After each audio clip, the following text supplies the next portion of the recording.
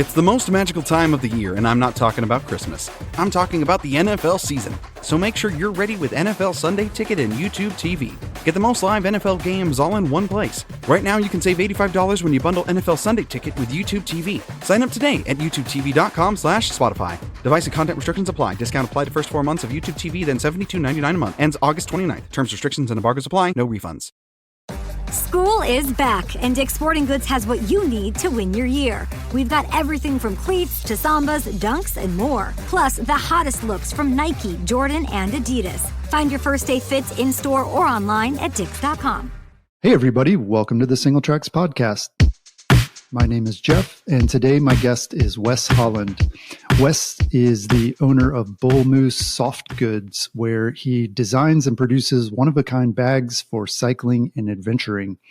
Bullmoose is based in Summerville, Massachusetts, and currently offers handlebar and frame bags, plus hip packs and accessories. Thanks for joining me, Wes. Thanks, Jeff, for having me.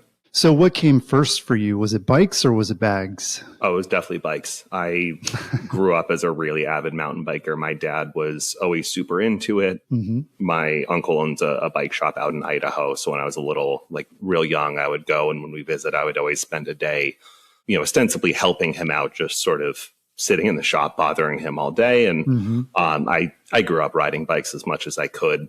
The bag side came in college. I was working at a shop getting ready for a bike packing trip. Mm-hmm. And the bike I had at the time, nothing off the shelf quite fit. And, as I was looking into options, I found an online guide on how to, sew your own bag, which I had never really considered that as something that might be possible to sew something that wasn't just like a shirt or clothes or anything like that. And I just fell in love with doing it.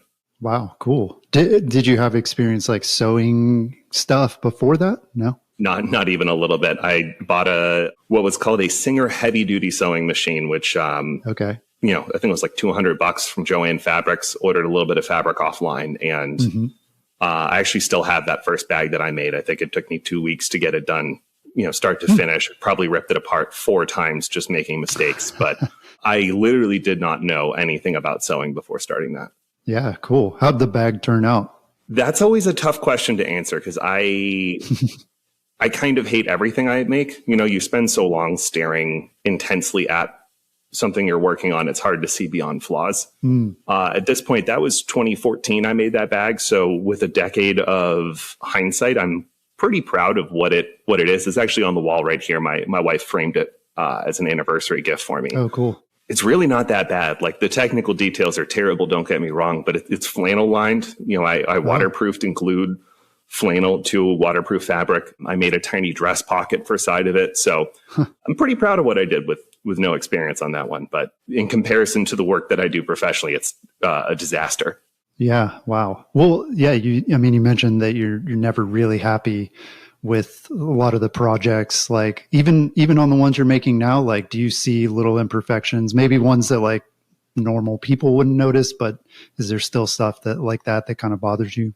Absolutely. On every single bag I do. I'm a fairly perfectionist person to the point that when I do trade shows and things like that, I'll often have someone else help with the merchandising because I will want to, all I can ever see is that one tiny stitch that, doubled back or a little wiggle that, if you look at any, factory made bag, anything ostensibly up close, you'll always see those tiny little bobbles because even something that we consider factory made, it's handmade, a person touched it. And there's always those little things that you would never really see unless you've spent, an hour staring 4 inches away from that one little piece of fabric.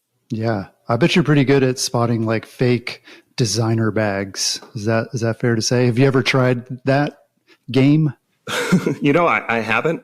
I actually don't know how good I would be just because, I don't know too much about the designer world of it. The fashion side of it's so foreign to me, but be a fun game to do, go on AliExpress, buy a couple of knockoffs and see how they stack up. Right.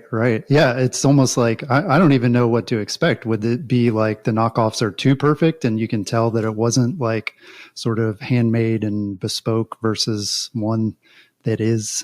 Yeah, I would imagine, there's those little steps that just, when I look at bags, anytime I'm taking a look at a camelback in a store or anything like that, I'm always turning them inside out and poking around and seeing, how does a factory do those little steps that I struggle with? Because there's always something in production that could be better. Mm-hmm. And one of the things I definitely see on higher end clothing versus lower end is just those tiny finishing details. Mm-hmm. So for instance, if you look on a shirt where what's called the ribbing, that piece of your collar comes together, how do they decide to finish that extra 2 steps when you're making thousands of something really adds up for a factory. And I imagine, that's usually what separates higher end from lower end, or just those little bits here and there on top of, the general quality of materials and all of that. But that can be harder to just sort of stare at and say, oh, yes, I can tell that that's nicer leather. Yeah. Well, you mentioned your first bag you made when you were sort of getting into bike packing. What kind of riding do you like to do now? These days, the 90% of the riding I do is commuting, just because of, where I live and having a busy schedule. But my entrance into riding was mountain biking. Okay. I grew up near a little parcel of woods here in Boston called the Fells Reservation. And I would get out a couple times a week, go mountain biking. I then went to college in Boulder, Colorado, which that decision was primarily motivated by biking. So it was always a huge thing for me. And then out in Colorado, I got into bike packing, obviously, some road riding, gravel riding, sort of expanded into doing more than just mountain biking. From there, I moved to California for a little bit, got more into the road. But, just these days with where I live, I get out on road bike rides. I get out on mountain bike rides. I go downhilling when I can. But I'm lucky enough that every single day I'm riding to and from work. I'm riding to get groceries. So just by numbers, I do more city riding than anything else. Yeah. Awesome. Yeah. It sounds like there's a pretty diverse riding scene in Boston. It sounds like you've got good road, and the trails are generally pretty good in the area. Yeah.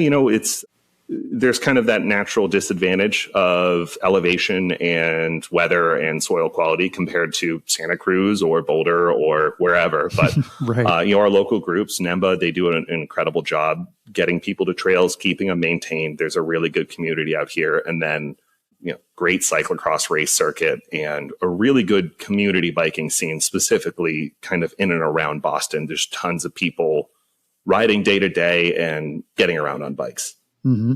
Yeah. Yeah, that's cool.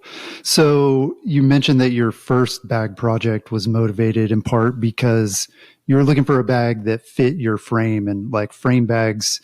Yeah, they do a lot of customization is required to kind of maximize that space. But you also sell hip packs and handlebar bags. And obviously there are a lot of those out there. A lot of small makers are making those, and also bigger companies as well. So why make your own? What's kind of your approach to that category of these like off the shelf type of bags?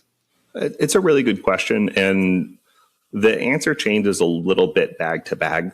Anytime I'm looking at making something new, I try to always come at it with a lens of doing something different, of offering something that isn't already out there, while also making sure I am not just tacking a gimmick on for the sake of saying, well, no, mine's different because there's a bill glued to it or whatever. Right.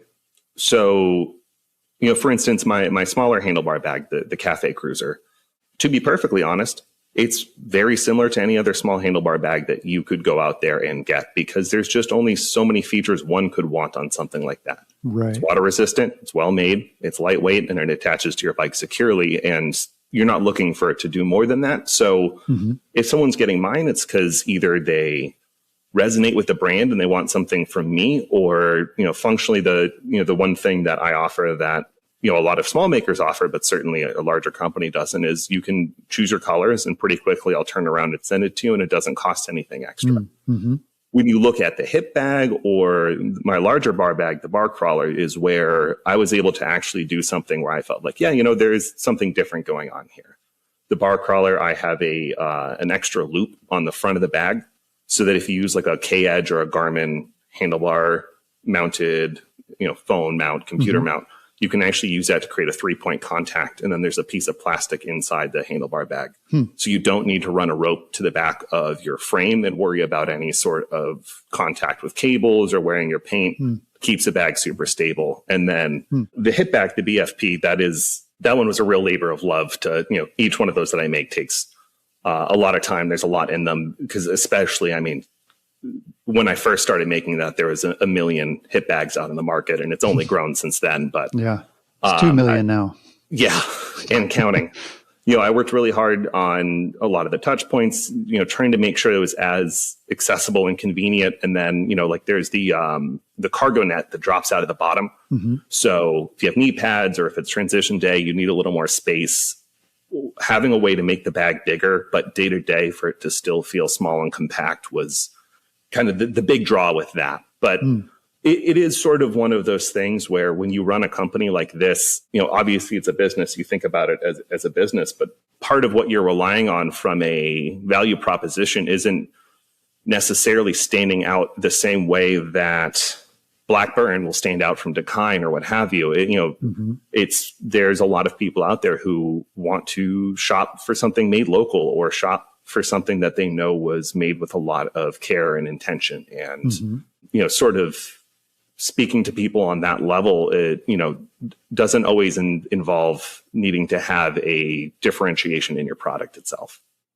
Yeah. You make a good point. I mean, for a lot of us, I think, if you asked us, we'd say like, oh, I just want, especially mountain bikers, we just want like the most functional and performant piece of equipment. But, that stuff about like, how does it look?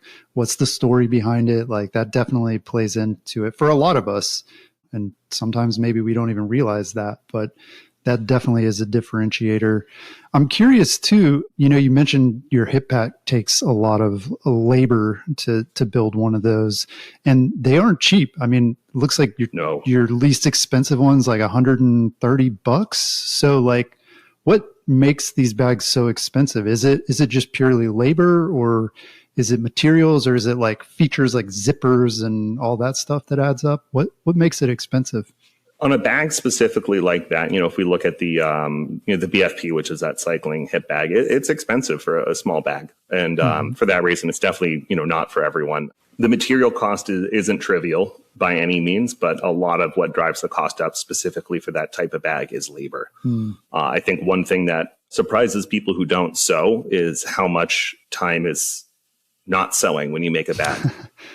Marking, cutting, pinning things together, making sure things are aligned, attaching things like straps, those steps really add up. And that bag is about as jam-packed with those types of features and small parts and steps as a bag could be. Yeah. Mainly because, again, with the saturation of hip bags out there, I offer small little like city slings if you're just riding a bike to work type thing. But I really felt like if I was going to make a fanny pack for mountain biking, I wanted it to be something I was really happy with. And if it was expensive, so be it, because I just didn't really want to make something that was okay for that type of application. I didn't feel like I'd be bringing anything to the table if I said, yeah, this one's $70 and it works fine, because there's so much of that out there already. I didn't feel like I was going to bring anything to the table. Yeah. And you kind of touched on this, but like to make a hip pack, even in a factory, I mean, it's the same process, right? I mean, somebody is cutting and sewing and pinning and doing all those steps. It's just generally like a lower cost labor, or is there like some automation that they have in terms of like they have laser cutters or, things that can speed up some parts of the process? Yeah, there's definitely still a lot of labor when you look at factory sewing, but there's a huge technological mismatch. They have what are called CNC pattern field machines, where you can just load in a bag and it can do a ton of steps automatically, specifically steps that are very skill intensive, that require sort of that trained hand to know if a fold is correct and square or feel the tension of the fabric coming through. There's, template machines that can handle that type of thing that really help a lot, as well as, step to step. I'm in a situation right now where, I feel really lucky with the number of machines I have. I've never had this many running. And I still need to parcel out the steps I do in a bag to lower the number of times I need to stop and reconfigure a machine from one stitch to another. So if you're on a factory floor where you've already, set it up where it just runs down the line from operator to operator and each person's ready to go with a machine that is set up, those types of things definitely help ease the burden. But I think the biggest one is I don't think that there's many factories, especially doing technical work like this, that aren't running automated cutting at this point. And that's a huge factor. Interesting. Well, yeah, let's talk a little bit about the fabrics and the materials that you use. Is there generally like a class of materials that makes sense for bags and packs, like whether it's a frame bag or a hip pack? Yeah. Sort of internally when I'm looking at the fabrics that I have and I work with, I break them up generally into 3 categories. Okay. There's liner fabrics, there are medium weight fabrics, and then there's what are called laminates. So liner fabrics, pretty self-explanatory. They're just lighter weight, still pretty strong, but what you'd use for insides of pockets and things like that. Okay. Your medium weight, that's like Cordura is a pretty popular brand a lot of people have heard of, but that's what you'll see a lot of outdoor bags and things of that nature made out of. And then the laminates are, relatively speaking, a pretty new product. They are a modified version of sailcloth for fancy racing yachts you see in the Olympics and things like that. I get most of mine from a mill in Connecticut called Challenge Sailcloth. Really great company, easy to work with for smaller businesses like us, and they use recycled polyester for all of theirs. Okay. But that's that type you'll see with that sort of diagonal zigzag pattern running behind the fabric. It's getting much more popular these days because it is really strong, fully waterproof, and really, really lightweight.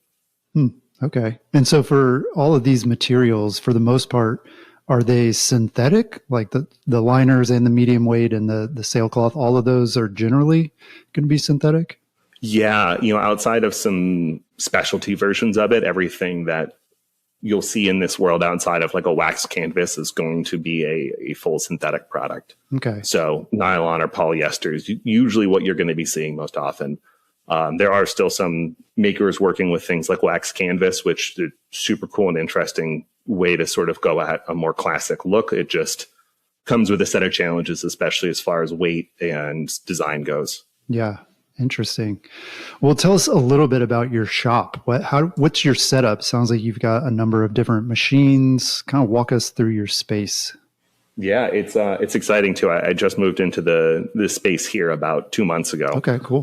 Before this, I was in an old apartment in an attic in Cambridge that had been converted to office space. So I'm really luxuriating in the room I have now. But I have everything set up sort of to run in a process. So at the back corner of the shop, I have my cutting table. Okay. So huge 8-foot by 6-foot table. It has a what's called a pull cut system. So it's just a big wheel on a track with a knife on it, so I can quickly take a roll of fabric and get sheets that I need out of it. It's where I keep everything stored. And then from there, I have 3 what are called straight stitch machines. So that's what I do all of my day-to-day putting bags together work on. Each one's just set up for a different weight of fabric or a different tension to it because, the strength and the settings needed to sew together 2 really thick pieces of fabric versus that ultralight fabric is so different that it can be really time consuming to try to redial in the machine every time you're changing materials. Okay. And then I also have 2 what are called bar tack machines. So if you ever look at the end of like a backpack strap and you'll see that little rectangular pile of stitches and then like a zigzag pattern, that's done by a machine that's programmed to do effectively just that. And so it's for reinforcing bags, attaching straps, putting the ends of things on it. And then the last machine in the step would be what's called the edge binding step, or that finishing tape you see on the inside of a lot of bags or sometimes on the outside, just to hide any raw edges that might still exist at the end of production. Okay. How does that tape go on? Is it I guess it's not stitched on. Is it just like stuck or glued on? No, it is stitched on. The tape is a bit of a misnomer in that situation because it's effectively just ribbon. Okay. So it's a nylon ribbon that there's an attachment called a folder that goes right before the needle, and it essentially guides the tape right over the edge of that what's called the seam allowance. Because when you sew 2 pieces of fabric together, you can't do it right on the edge. It'll fray and pull off. You have to move a certain distance inside from the edge of that fabric just for strength and for construction. And so it wraps around that edge. You use predetermined widths depending on what seam allowance you're working with. And then that machine will sew another stitch, which also helps because it aids in the strength of that construction, because you're essentially getting another stitch for strength along that seam at the same time. Okay. Gotcha. How'd you get all this equipment? Did you kind of like accumulate it slowly over time, or was this like a concerted thing where you're like, I'm going to do this for real and I'm going to like buy all the machines I need at once? Oh, it's definitely been fits and starts. It's a lot of hunting on Craigslist or Facebook Marketplace. The first machine I bought was, I think, $150 off of Craigslist. Okay. Took a lot of work to get it up and running. I love it to death, though. I still do most of my work on that machine, and then just slowly hunting for deals where I can. And, as I've grown, I'm lucky enough now I actually was able to buy 2 new machines instead of having to buy old used ones, because that first one I bought and one of the other ones I have, they date back to the 70s or 80s. Oh, wow. Machine technology has really come a long way. The new ones are computerized and, much like computerization in bikes, that comes with some challenges maintenance wise, but when they work, they work incredibly well and they do a ton. But it's a lot of money to get a machine like this. So it's, I would say I have the ability to get about 1 a year at best, because it's just a ton to put in to try to get a new machine in. Yeah. Gotcha. So what ends up being sort of the trickiest part about making a bag for biking? I would say that it depends if I'm making one of my off-the-shelf bags or if I'm doing something full custom like a frame bag. Okay. When it comes to, the bags you see on the website that you can just go on right now and click and say, yes, I'd like that. There's a challenge in taking those bags and making sure that I can make them consistently the same way each time without losing my mind. So it's a lot of process improvement and setting up little jigs or just anything I can do to make sure that when those come together, it is as seamless and as consistent as possible. Because even with them being handmade in that nature, I want someone who gets one at any point, if they come back and buy a second one and it looks different, it feels different without, that I want them to know what they're getting out of that. And I need, as a business owner, to know that I can reliably make those at a certain amount of time and effort to be able to keep the pricing accurate and to make sure that I'm, able to pay my rent every month and all of that. So that part of it is. And do you like sort of batch those too? Do you like sit down and you're like, I'm going to knock out 10 of these over the next couple of days or whatever? Yeah. So I try to run them in chunks, but with the website offering colors as well. What I do is about once a quarter, I will pre-make a whole bunch of the pieces. Okay. So I will bring them as far along the line as I can until it's that point where a customer is deciding what color they want. And then I will store them sort of as close to ready to assemble as possible. Okay. So, the same thing is, when bike companies will do that and they'll have, the frames and the wheel sets all sort of boxed up, ready to go so they can just finish it up. And then I will, with the stock colors, I will try to run batches as best I can. And it's been a lot of figuring to see what I can get away with as far as my own mindset. I've done 100 of one bag in a run. I wouldn't recommend it. It gets a little mentally taxing after a while. It's just a little too much of the same. But usually I try to do them in chunks when I can. Okay. But on the other side of it, for the custom bags, the hardest part of that is without a doubt measurement. Not as a rule, I will still take orders for frame bags that aren't local, but getting the dimensions properly translated from a customer who is not near me into dimensions that I trust to be accurate, that I can build a bag on, is technologically difficult, but also one of the more stressful situations that you deal with, because if a photo isn't quite accurate, or if I ask a customer to throw a ruler on something, you never know. And it can lead to an awful situation, which thankfully hasn't happened to me yet. But if a bag doesn't fit, I always prefer to be the one taking the measurements, because then if something goes wrong, it's simple. It's my fault. I'll make it right. I made a mistake. But if it turns out that the ruler had slipped a little bit, or the photo wasn't quite as square as you want, it's always a huge chunk of the time is just really trying to triple check that I'm building to the correct template. This episode is brought to you by Amazon Prime. From streaming to shopping, Prime helps you get more out of your passions. So whether you're a fan of true crime or prefer a nail-biting novel from time to time, With services like Prime Video, Amazon Music, and fast free delivery, Prime makes it easy to get more out of whatever you're into or getting into. Visit Amazon.com/Prime to learn more. Listen closely as a master painter carefully brushes Benjamin Moore Regal Select down the seam of the wall. It's like poetry in motion. Benjamin Moore, see the love. Right. Are you able to like reuse any of that though? Like once you've, I don't know, made one for a stump jumper size S3, can you like keep a database of that and be like, okay, if I got to make another one for this bike, I know exactly how to do it? You'd think so. And I've saved all of those measurements. I have them on my computer. I have paper templates hanging on the wall, and I've yet to have the same frame and the same size roll through. So give me a decade. I'm sure I'll be, it'll be like a library in here, and I'm just going to be thumbing through them. But yeah, no, to this point, every single time it's a new set of measurements.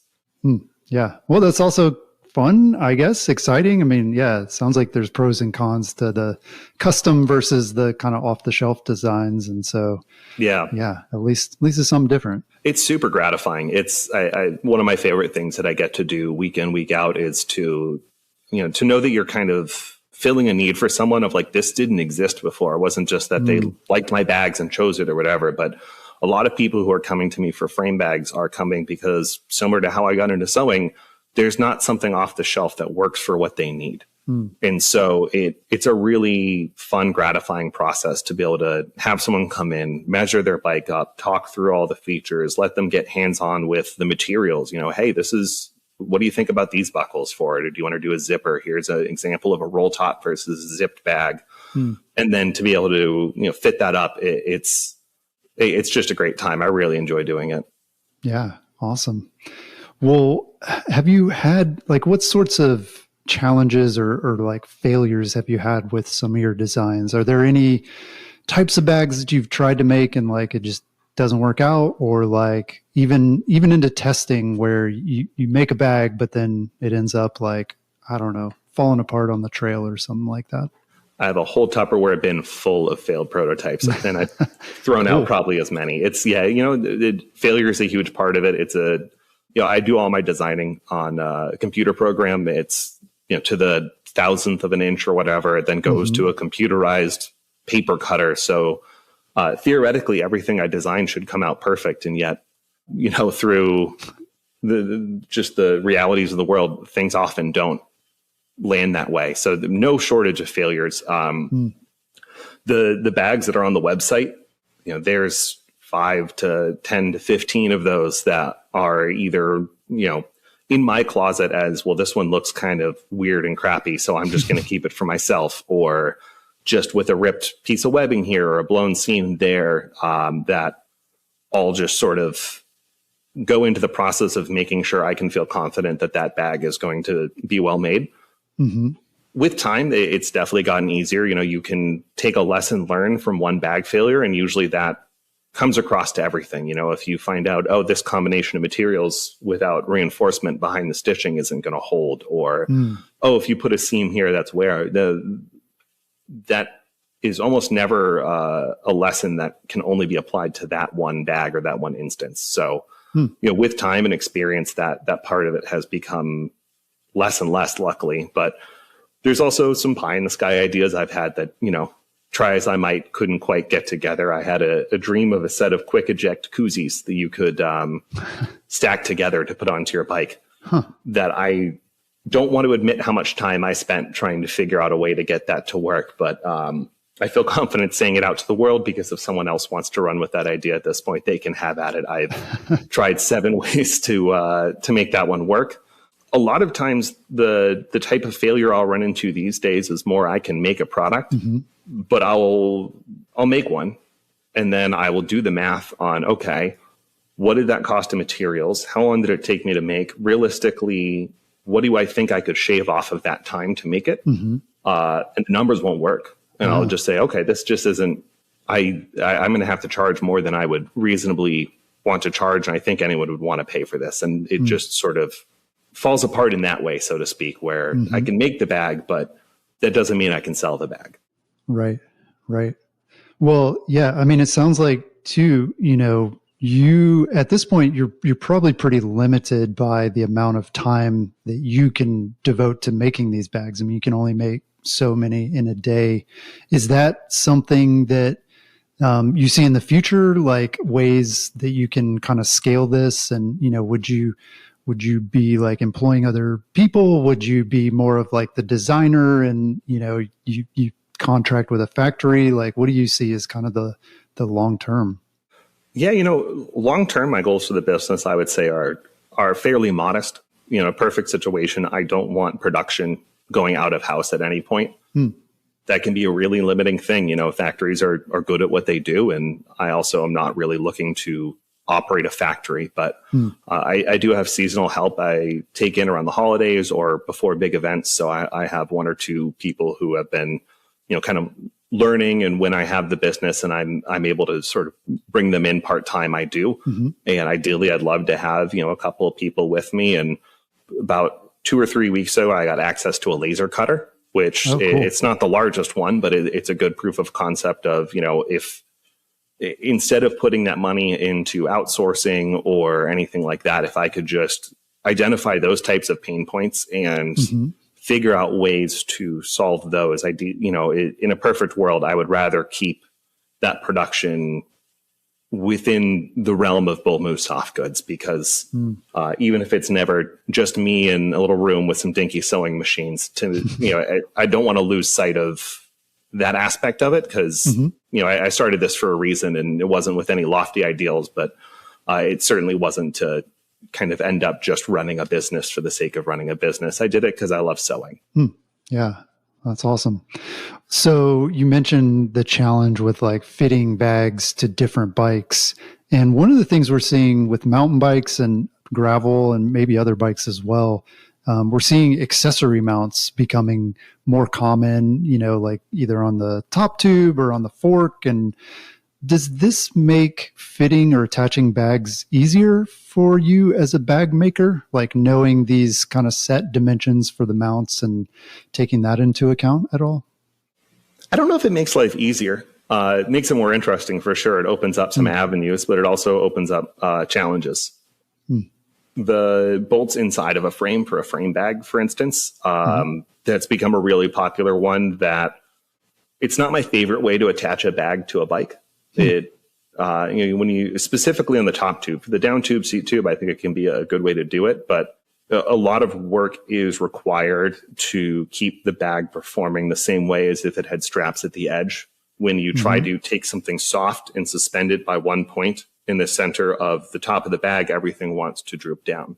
So then you're adding foam or plastic to ostensibly stiffen the top of the bag in a situation where you also now have grommets in the top of the bag. Right. So that's an area for water ingress. And it's also surprisingly hard to consistently place those grommets exactly where they need to be. You lose a level of flexibility because if one of those grommets is an 1/8 inch off, if it's too far forwards, you can't move that braze on. That bolt has to go where it goes. So, I have slotted grommets that I use in those situations to help with that if need be. Okay. So now we have a bigger hole in the top of the bag. So we've moved from, something that is fairly lightweight and fits really snugly without needing the cost or the labor of putting something stiff inside of the bag, which, certainly not always, but can complicate the durability of a bag long term to have something rigid inside of it. From my philosophy, it's adding complication that doesn't necessarily do anything other than, it makes the bike look cleaner. Aesthetically, there's no straps, but it's not necessarily for me. So in situations like that, I personally, they don't move the needle a ton for me. I do love seeing all the mounting options, though. Being able to get more racks and bottle holders and things like that onto bikes is only helpful because it leads to creative solutions of just different ways to store things. So outside of the context of frame bags, I think they're super cool, but they haven't changed too much of what I do day to day, other than I just, sometimes I'll get an email of someone asking for something. We're like, oh, I hadn't even considered that before. Yeah. Interesting.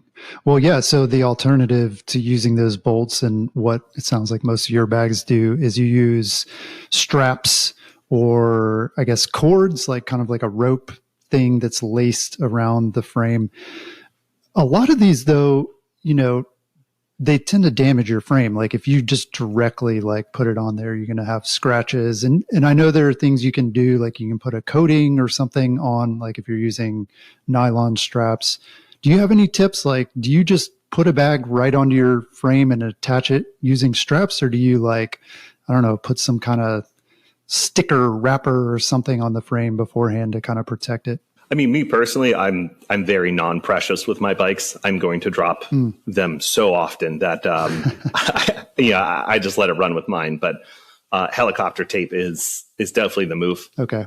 I'm not going to lie, I don't know where to get it. Back when I the helicopter store, everybody, you just like go helicopter down to your local tape, airport, hop the fence. Obviously, don't do that. I'm very clearly joking, but. Yeah, before I started this, I worked in the customer service department at Fox Racing Shocks. And one of my great coworkers there, his wife was in aviation. And he brought a huge roll of helicopter tape that I think is used to protect the blades when they're not moving, someone in maintenance had given her. And we ran, I was there for 4+ years and we didn't get through that roll, but it was great at, handling those touch points. You just kind of cut it up, heat molds a little bit, it holds in place. But there's tons of good companies doing that kind of frame protection material. And I think some strategic placement of that. The other big thing is cleaning it, pull the bag off, get the dirt out from in between the bag and the straps. That's, you're essentially putting sandpaper on your bike if you let bags stay on it dirty. So if you're concerned about your paint, the best thing to do is to, after a super dusty ride or once or twice a season, pull that thing off, hose the bike down, hose the bag down, knock any of that dirt off. Because if everything's clean, that sliding's not doing nearly as much damage. Yeah. Yeah. I mean, I know for me, especially like bike packing too, like you're saying, there's going to be a lot of dirt and it's a lot of miles all at once. And it has definitely been a challenge for me to, even despite my best efforts to like cover the frame with something, it's like at the end of the trip, you always take the bag off and you're like, oh shoot, I just like sanded down my frame in a couple of spaces. Yeah. So I know that's a challenge. Yeah. It's always a concern, and it's definitely, you try as you can when you build a bag to avoid the most egregious of it. So, for instance, on straps, if I'm going to be using a plastic buckle that'll be touching a frame, I'll try to put a little tab of fabric on there or something just to soften it up. It's unfortunate, but the reality of it is anytime you have something like that on the bike for that long, you're really fighting uphill to try to come out of it without any sort of scars. Right. Gives your bike character too. I like that. Yeah. Not being precious. That just reminds you of all the trips you've had. So yeah, you mentioned that you are a mountain biker, have mountain biked at various points. I'm curious, what's in your hip pack? What do you usually put in one and why? Yeah. If I'm just day to day going out for your average ride, I'll have my flat kit. I always make sure I have like a Tubolito, bacon strips, multi-tool, tire lever with a quick link plier inside of it, some CO2. I go back and forth on gloves. Sometimes I want them on, sometimes they'll start to bother me. So I often will have them, I'll start a ride with them shoved in there. Same thing with my sunglasses. I get really persnickety about that. So they constantly come in and out of my bag. And then first aid kit, pretty simple, some gauze, some tape, couple of small Band-Aids, a little bit of Advil, nothing too insane. I'm not a field medic by any means. And then I keep a bar and a gel in there just for those situations where I've bitten off more than I can chew and I haven't prepped for it. And then lastly, if it's, if the weather's a little inclement, I'll keep a vest or something like that in there. But I'm a big guy. I run warm. So for the most part, when I'm riding, I'm very much so let the elements come kind of person. Yeah. So, I mean, that amount of stuff, that sounds like a medium size hip pack, I would guess, that you're typically running. Do you ever put hydration in your pack, like a reservoir, or carry a bottle in a pack? Well, the BFP has a water bottle holder on the side. So, day to day, I'll run that. my full suspension doesn't have a bottle holder, but my hardtail, which I'm on a lot of the days, does. So, two 22-ounce bottles will get me a fair bit of the way. If I'm doing big rides, I have 2 or 3 hydration backpacks I've made. So, cool. Done trips out to Bentonville, or if I go back out west, I'll usually bring one of those with some pretty serious water holding capability in it. But day to day on shorter rides, I'll just put a bottle into the bottle holder on the hip pack, and that'll get it done. But all of that stuff, it can get a little snug, but that all fits inside of the smaller of the 2 fanny packs that I offer, the BFP, without too much issue. Cool. So lastly, I want to ask you about any plans for future products or projects. You mentioned that you've made a couple of hydration packs. It sounds like maybe for your personal use. Is that a category, or are there other categories that you think might make sense for a small bag maker like yourself? Yeah. So backpacks are something I offer currently full custom the same way I do frame bags. Okay. They are very labor intensive, as you could probably imagine. And, similarly, there's a really high floor on what I can sell a backpack for. If someone emails me and says, I want the cheapest bog standard backpack you can make me, that's starting at like $175, $200. Whoa. And, it just to get a good set of straps on there, to get, something that has the padding that you need on the back and good structure to it. And specifically for something like mountain biking, because I do offer like a day-to-day city backpack for going around town that's, has no padding. The straps are just a piece of fabric, and that's simpler. But I've been testing and working on a hydration backpack for about 2 years now. Just sort of every big trip I do, I'll make a new one, taking the notes of what I didn't like about the last one, and I'll use it for a week. If someone's going somewhere, I'll just be like, hey, can you try this out? Tell me what you think. And I am hoping to have that as something I can offer soon. Again, it's just that balance of making sure that I feel comfortable offering it at a price that I think is reasonable within the context of what it is, and delivers good, performance to people. The biggest thing I'm working through right now is the straps. I don't want to obviously give up everything, but working on some different strap shape and profile, because again, one of the things that I think that I can offer a bigger company can't is that small scale personalization without going full custom. So, I'm 6'1", 220 pounds. The type of strap that I need on a backpack can really vary a lot from someone who's 5'10" and 140. And so making sure that people have that sort of personalization where it really can matter a lot, as well as playing with some different strap styles. I'm very interested in the way that running vests attach, because I think if you can get away from having to use one of those hip straps on a mountain bike, it can be really nice from a comfort standpoint when you're aggressively descending, not having that kind of extra little bit of impingement and tension around your hips can really add comfort. So I've been playing a lot with ways to move around the weight on the bag a little bit, move around that tension to try to get something that still feels secure without needing quite as much, strapping and attaching.